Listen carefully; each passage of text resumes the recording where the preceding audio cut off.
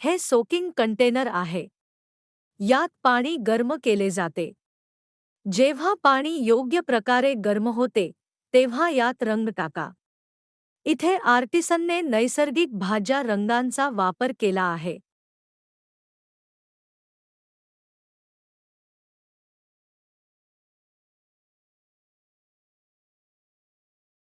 हे सतत हलवत राहा.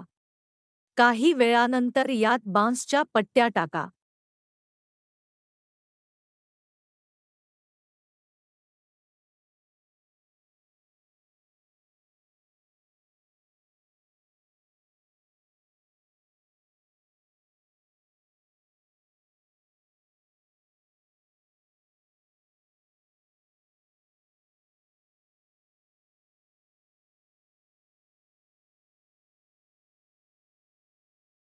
जसा की आप पाहू शकता, या पट्ट्या पूर्णपणे रंगलेली आहेत. रंगल्यानंतर त्यांना सूर्याच्या प्रकाशात सुकवण्यासाठी ठेवा.